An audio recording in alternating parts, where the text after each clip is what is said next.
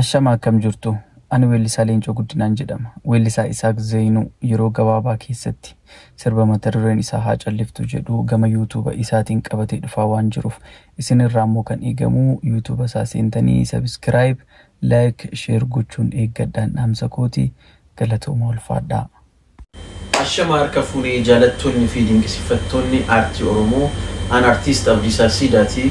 Artisti keessan jaalatamaaf kabajamaa artiist Isaaq Zeenuu sirboottan isaa babbareeda tanaan dura beektan amma immoo sirba haaraa mata dureen isaa haa callistu jedhuun dhufaa jira waan ta'eef namoonni YouTube isaa subscribe godhin subscribe gochuun bira dhaabbadhaa jiraadhaa galatooma.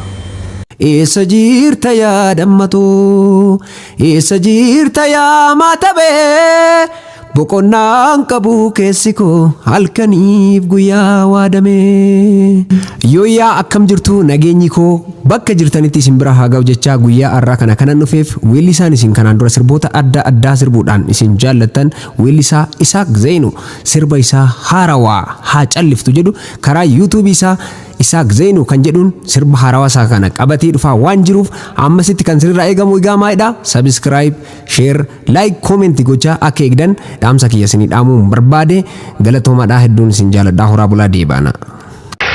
Yooyyaa uummata kookaalee jirtu nagaa keessanii fayyaadhaa ani nagaa kooti galata isaasiniin jecha weellisaan keenya kabajamaaf jaallatamaa kanaan dura sirboota babbareedoo isin biraan ga'uudhaan beekamu weellisaa Isaaq Zeenuu sirba bareedaa qabatee isiniif dhufaa jira. Sirba mata dureen isaa haa calliftu jedhu qabatee isiniif dhufee jira.